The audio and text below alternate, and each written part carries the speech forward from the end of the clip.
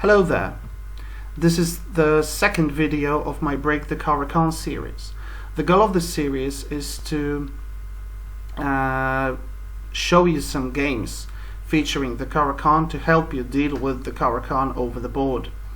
The following game was played again between Nigel and Ljubomir Ljubojević, who at some point was the third best chess player in the world, just behind Kasparov and Karpov. So force to be reckoned. Let's see how it goes. E4, C6, the Caro-Kann, D4, D5, regular lines, E5, advanced variation, bishop to F5, nothing out of the ordinary, knight to F3, E6, closing the pawn chain, bishop to E2, C5, attacking the pawn chain, castles, knight to E7, everything is very standard so far, C3, supporting the pawn chain, and knight E to C6, attacking the pawn chain once more. Bishop to E3, supporting it, knight to D7, and A3. A3 is a move that is preparing B4, and hopefully to open the queen side. However, here we've got a quite close position, and the black closes it with C4. White's pieces are looking at the king side here, and black pieces hope to get some action on the queen side. We've got knight developing to D2, B5 gaining some more space, hopefully to open up the game through A5 and B4. Knight to E1 is a move which probably causes the white pieces to get quite cramped, but they have enough time to reposition because the black is not developed yet. Black wasted a lot of time to close the pawn chain, and the pieces are still not too active. We've got H5 getting some initiative on the king's side as well. G3 to counter it. Bishop to H3, attacking the rook. Knight comes to G2 to protect the rook. G6 to develop, to get some space for the bishop and for the king in the future. Rook to E1, unpinning the knight, and bishop takes G2, while the king takes G2. This exchange caused the black to lose the one really active piece they had, and also to lose the bishop pair. So it's the white who has the bishop pair, but the position is quite closed, so it may not matter that much, but it will change quite soon.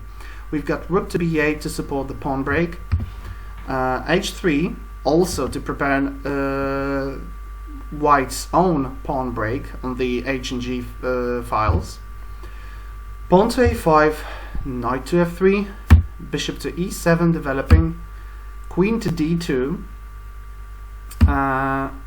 and while the black pieces are repositioning for the attack on the queen side, white's pieces start actually playing.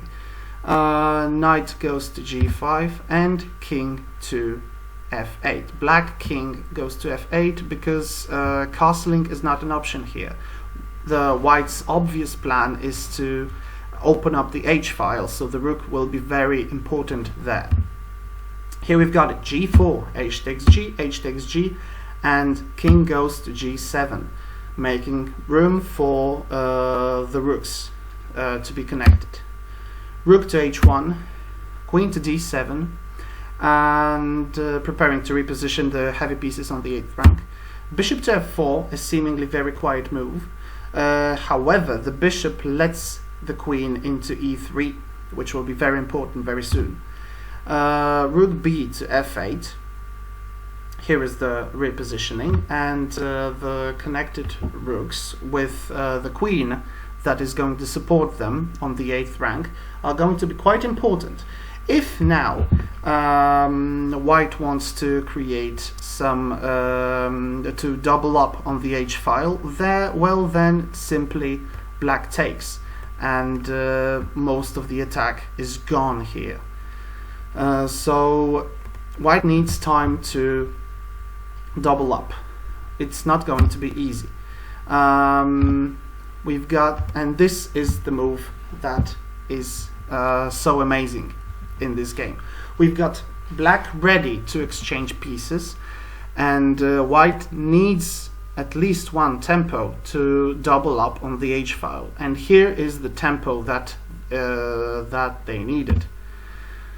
Nigel Short allegedly said that his hand was forced to do this move. It's very unnatural and very dangerous looking. Looks like a blunder, but actually it is not.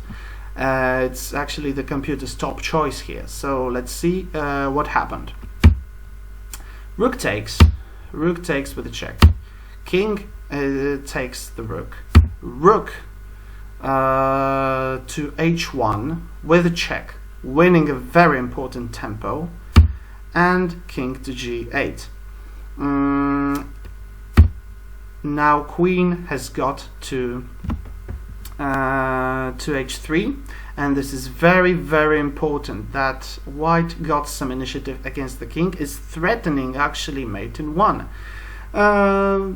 Well, and it's the best white could hope for. Actually the position is +3 for the for white, in spite of having a piece less. But let's see what were the white's options, right? The black was ready to exchange the rooks, and after exchanging the rooks, as we can see, black has nothing to hope for, and the possible break on the B file would actually gain a lot of strength. So these exchanges in these version are beneficial for white. So in order to stop the checkmate, black blocks the H file with the bishop to h4, bishop to h6, and the attack on the rook is secondary here. The real idea is to go g5, get rid of the black bishop, and reopen the H file for checkmate. However, it is very important that the bishop moves in first, because g5 right away would lead to king to g7, and if queen takes h4, rook to h8, and actually all the attack is gone. And it will be very difficult to fight for any advantage with such a close position and two bishops. Now the bishop is supported with g5, but f4 comes. G takes f4, and the bishop to d1. g5 now by white would be quicker and more straightforward, but it is always nice to avoid potential pawn fork. Also, it's a very human move to reposition the white bishop to the open diagonal and aim it at white's king.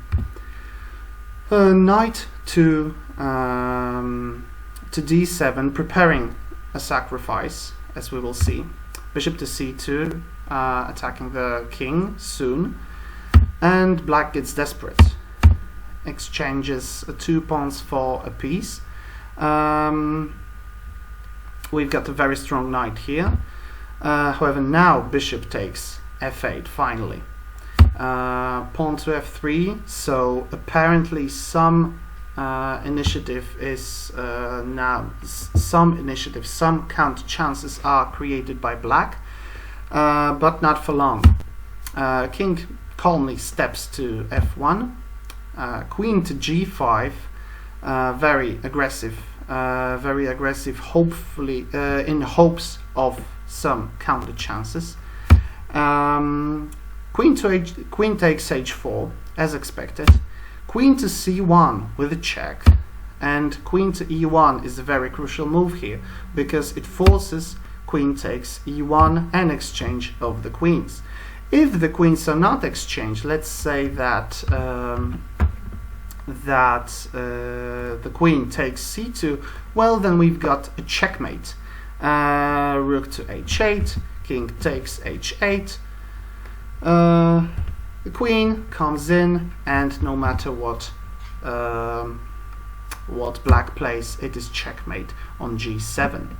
So we've got king takes c1, the exchange, king takes the f8, and g5, king g7, and here black has nothing to play with. In spite of the knight sacrifice on h7, white is doing very well in the ending, and is a rook against 3 pawns up, so it's absolutely winning for white.